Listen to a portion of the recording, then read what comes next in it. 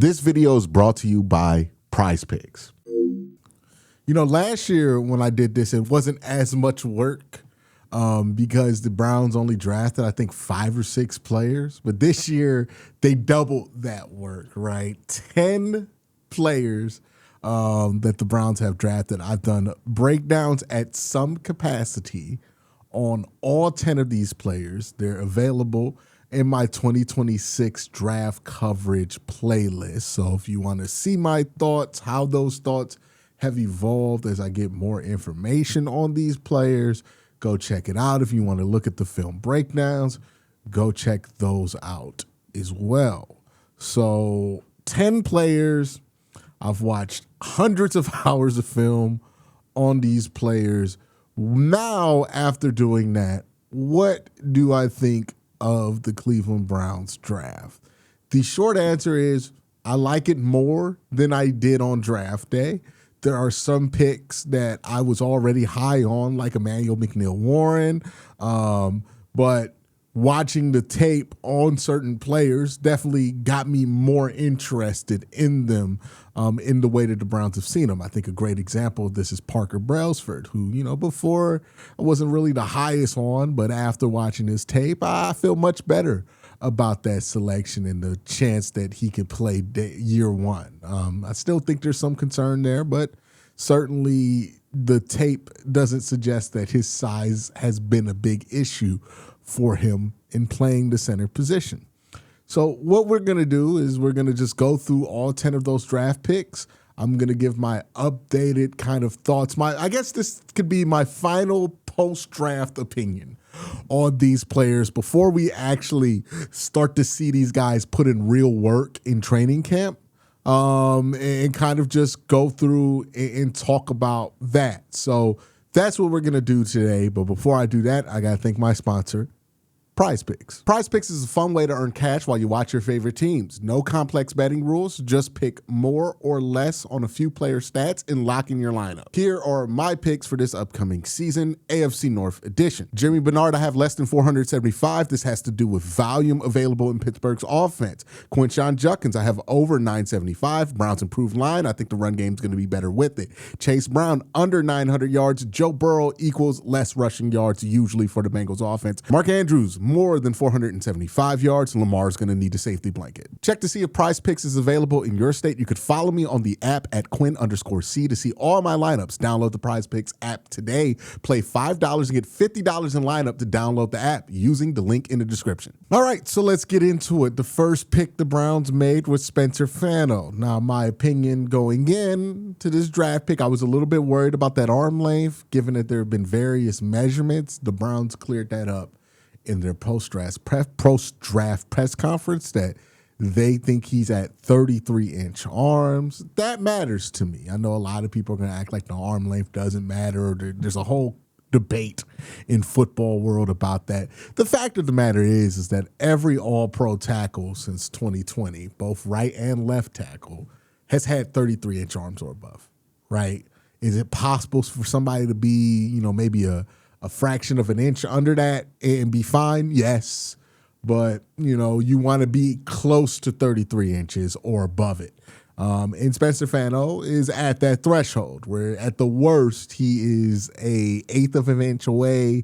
At best, he's at the threshold. So that was a big concern of mine. What was evident, though, about Fano, even before really getting into the deeper film analysis on him, was that he was going to be a good football player. He was likely to be a good football player.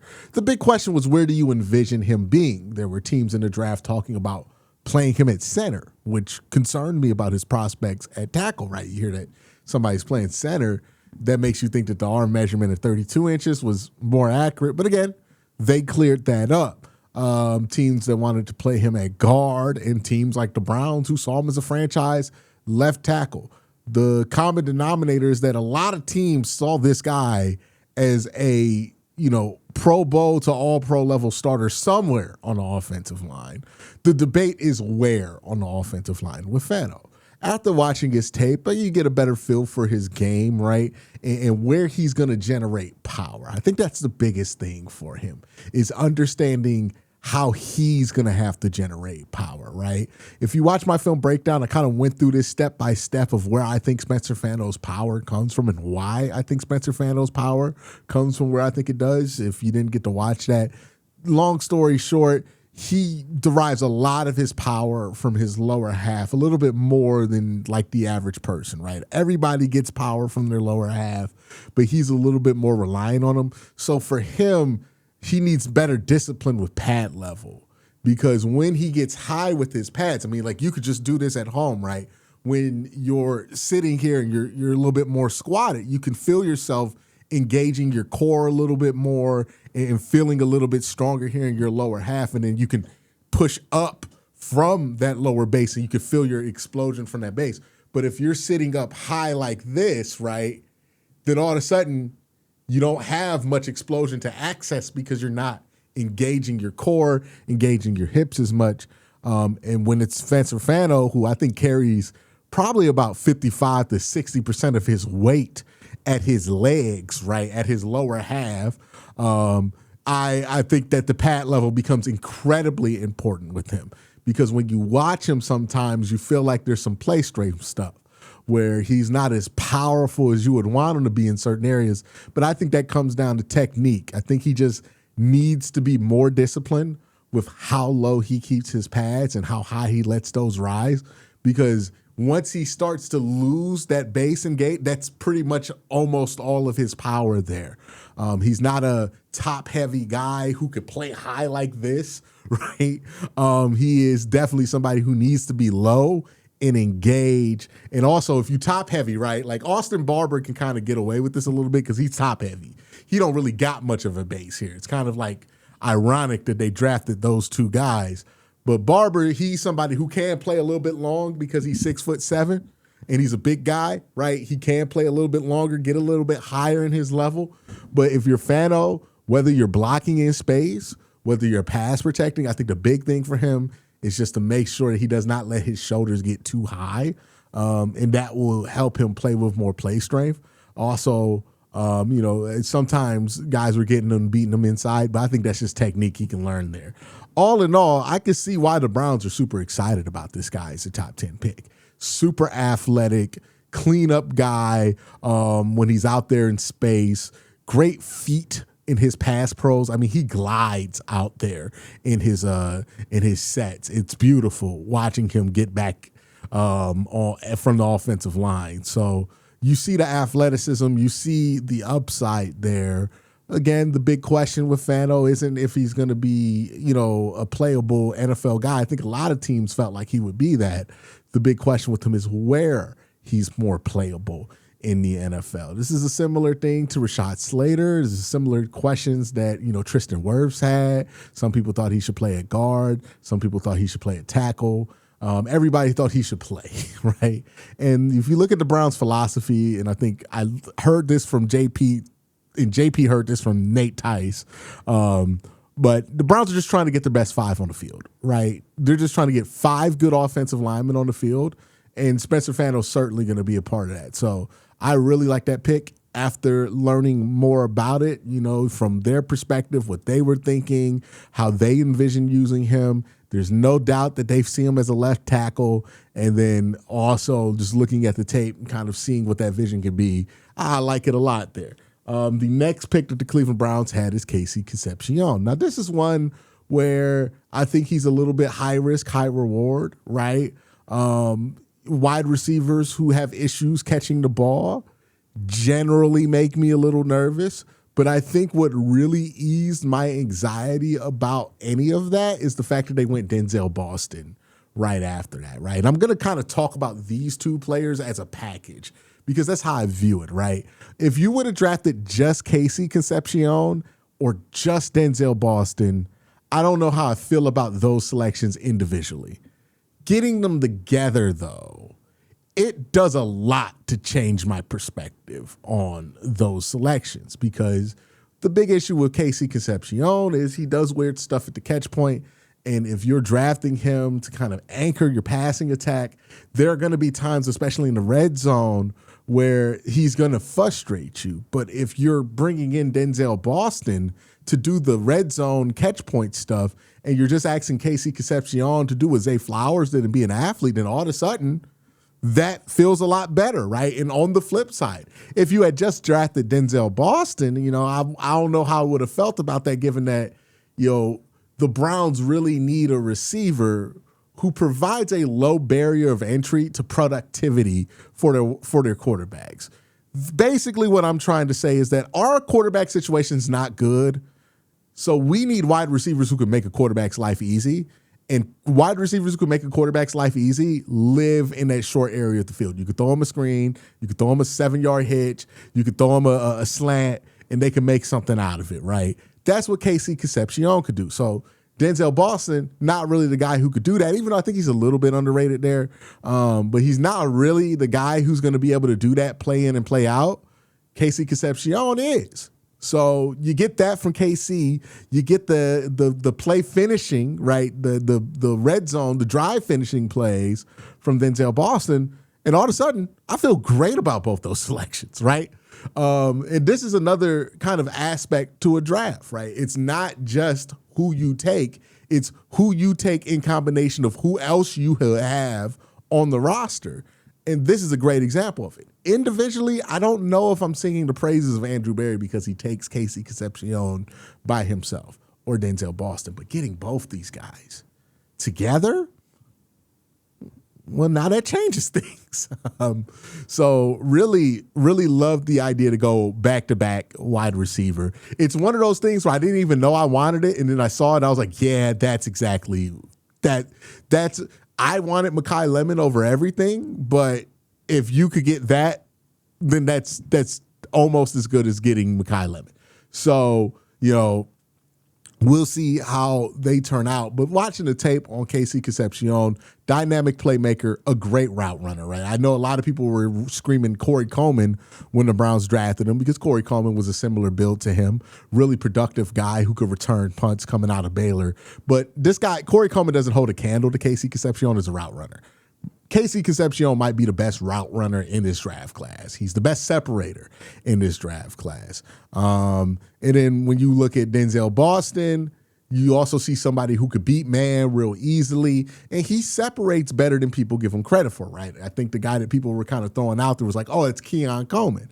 But you look at his short area quickness versus somebody like Keon Coleman, he's able to get that extra 2-3 yards of separation that's necessary. And he's really good in contested catch situations, like super good in contested catch situations. So even if he can't separate, he can come up with some footballs there. Now, how useful is he going to be to the Browns early on when they have a kind of iffy quarterback situation? That's going to be kind of something I'm going to keep an eye on. I don't know if the production is going to be there for Boston early, but that's going to be kind of dependent on quarterback play because, again, he's not going to get these wide open windows for quarterbacks, right? Like, you're going to have a quarterback fit the ball into some windows for him to get it. If the Browns have somebody back there, maybe Shador, who's more willing to give those windows a try than like what we've seen with Deshaun, then maybe there's going to be some production there for Denzel Boston. But love the combination of those two, again, after watching the tape and knowing that those two are going to be on the same team gives me a much better feeling about that combination. The next player is Emanuel McNeel Warren. Love this pick. No notes. Absolutely love this pick.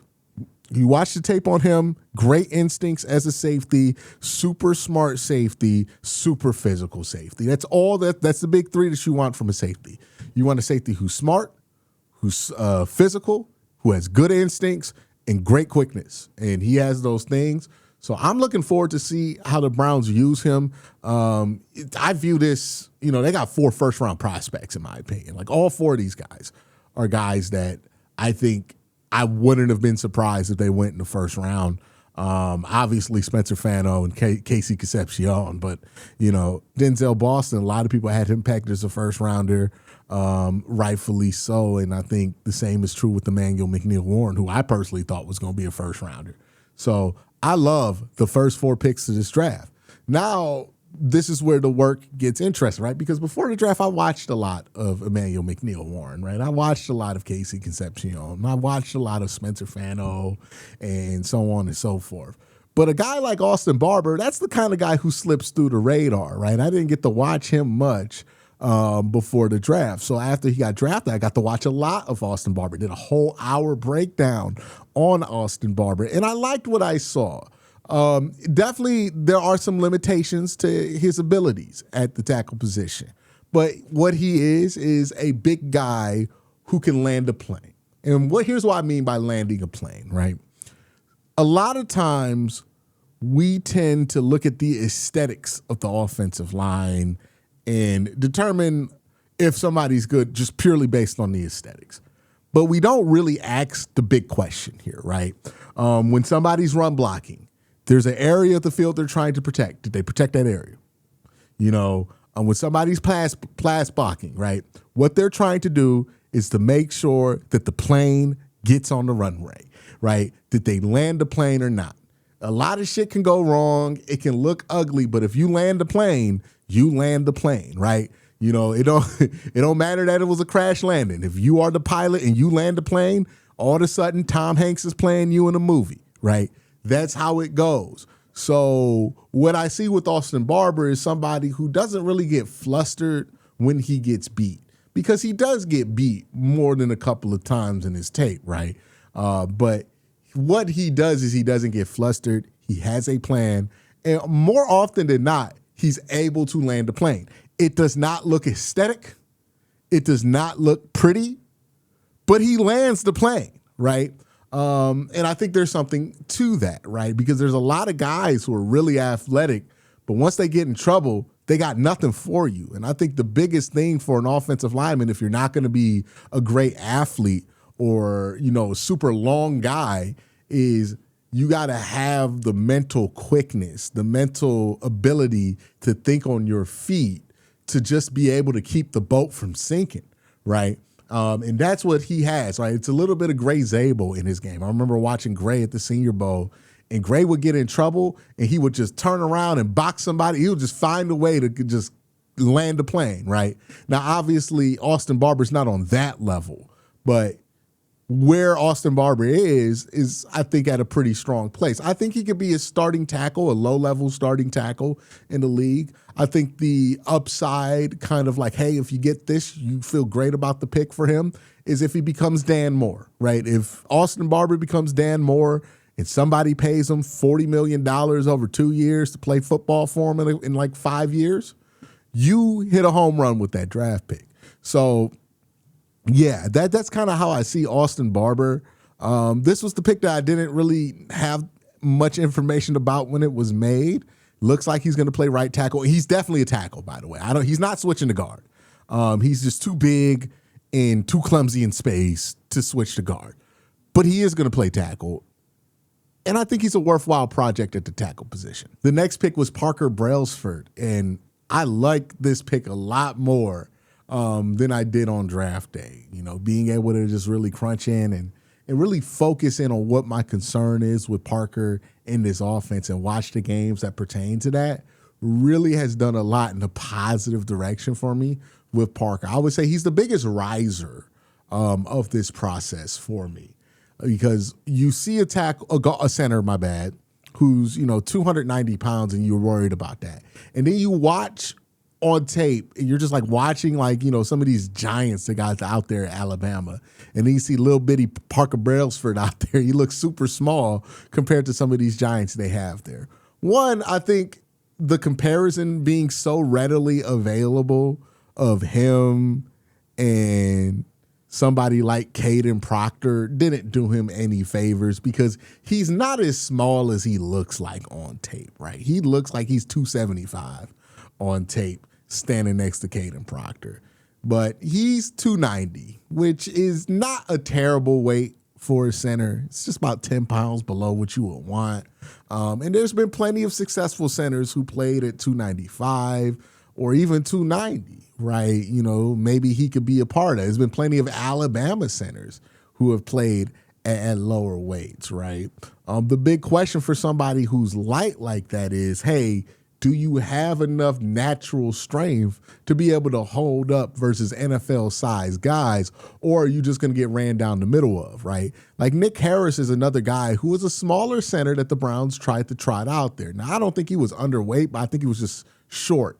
And the big thing with Nick Harris was that he just could not stop bigger guys from running straight through his chest in the NFL. And that kind of ended up defining his career in Cleveland, at least. And that's kind of the natural concern with Parker Braillesford, but I don't think I'm going to have that concern with him. We'll see what happens once he gets into actual NFL games, but I watched him against Georgia. I watched him against Oklahoma. I watched him against Indiana, the biggest and baddest defensive lines in the country.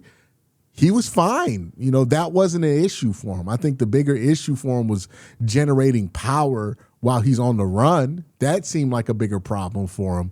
But the ability to kind of hold up against bigger bodies, he actually was surprisingly good in those areas. I would actually say it's a strength pound for pound for him. So me being able to see that, kind of just like the arm length of Spencer Fano, it's like, one of my biggest concerns, takes that off the board.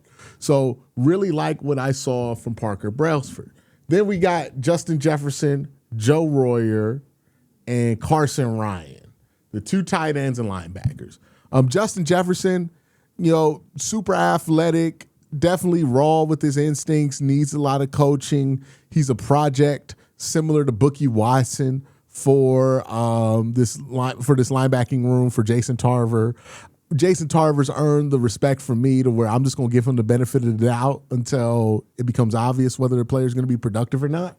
Joe Royer, really like Joe Royer. Smooth route runner, finds space really well. I think he could be something in the league. I think he might be a little bit of a gem here, right? A willing blocker, smooth route runner, definitely somebody I'm going to keep an eye on throughout camp. Carson Ryan, he's a smart player. He does really good at just finding good space, and pretty athletic guy, right? Definitely needs some work as a blocker, though. I know people are going to try to slot him in the H-back, make him play fullback. I don't know, man. I don't know about that at all. I get why people are excited about the prospect because he does have the tools there, but I don't know. I was kind of concerned with what I saw from him as a blocker when I watched him. It wasn't very impressive or indicative that, like, if you just teach him better technique, he'd be better. I think like instincts are important at being able to block. Feet are important. He just doesn't do those things well, in my opinion. So we'll see what happens to him as like a fullback project. I don't know if he's going to be that, but I do think there's some potential there as a receiving tight end. And then we got to the last pick that we're going to discuss today, Taylor Green, who could be the preseason player of the year or could be somebody who becomes a meme by the end of training camp. Taylor Green is a work in progress. Taylor Green should not be judged as if he's going to start this year. I would stay away from that with Taylor Green, right?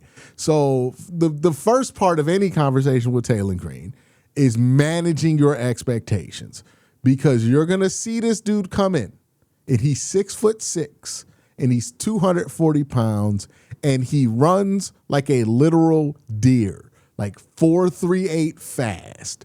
Incredible to watch, incredible to see. You're going to watch this dude in a shortened t-shirt pick up an RPO and run with it for the fun of it, and you're going to be like, wow. And your imagination might get carried away, right?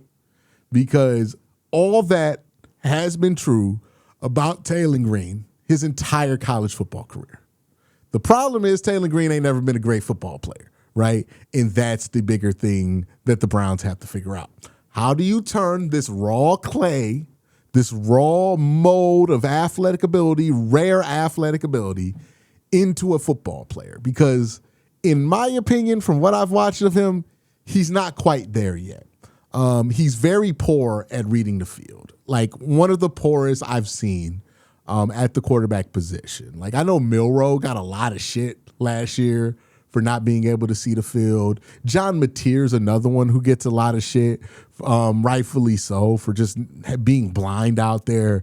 But my goodness, there are some plays where the right answer is right where Taylor Green's looking. He can't recognize it.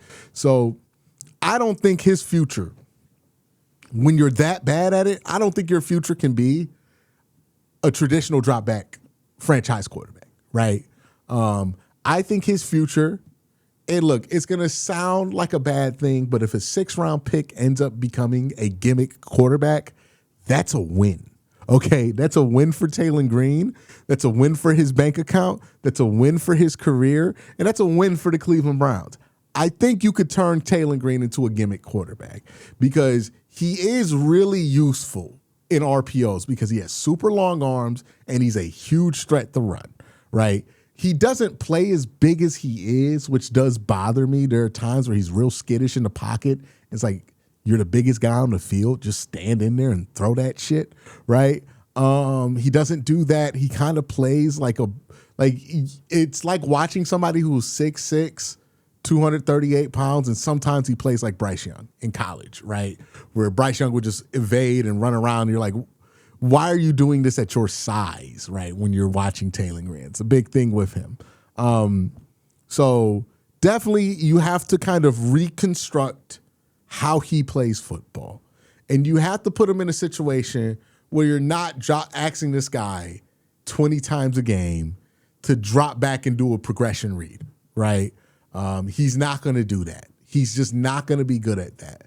What he can be good at is if you condense the field to options, right? Run, pass options, RPOs. I think he can do that well.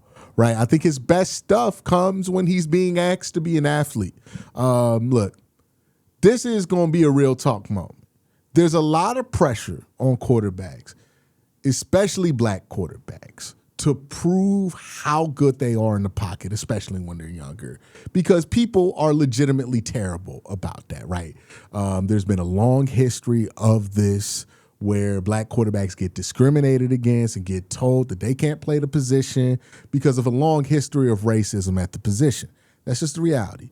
The part that becomes relevant to Taylor Green is sometimes some quarterbacks really want to disprove that narrative, and they decide to play a style that's not flattering to them to prove a point.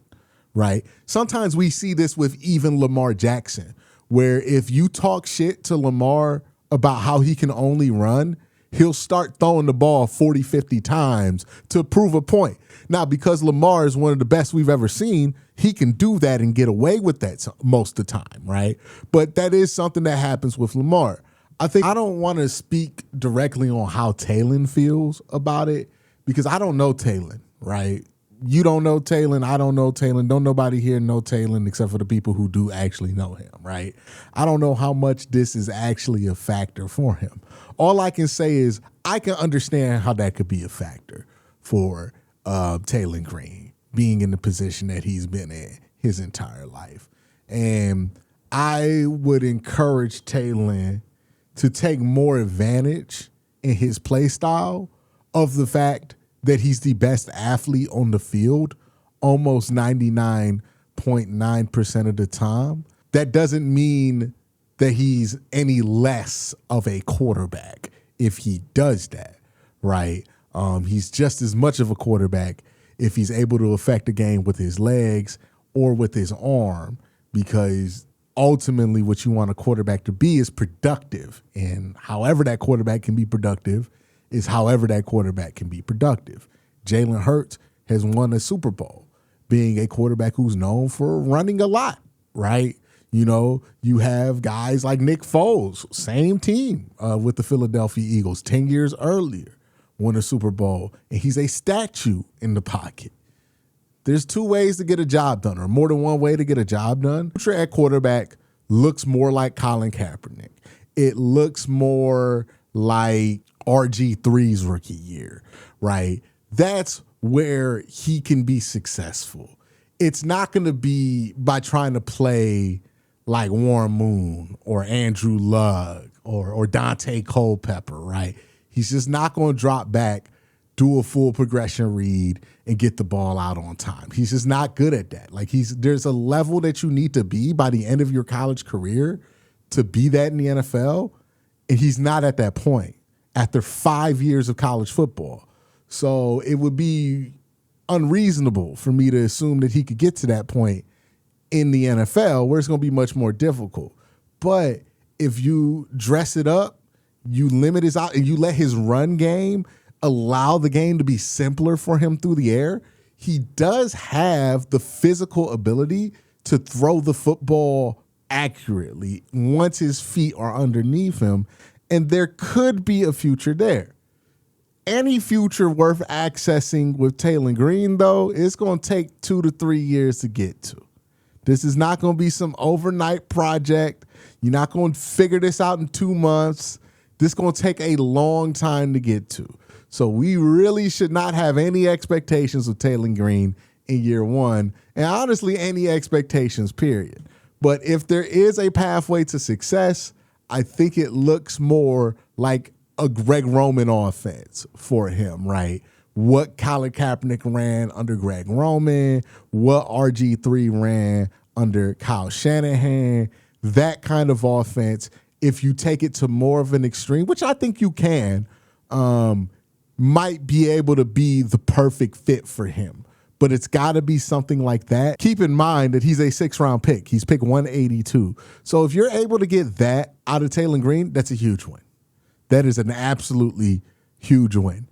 But that's my thoughts after watching the tape on all of these players. Let me know your thoughts in the comment section down below. Have a great day. Have an even better night.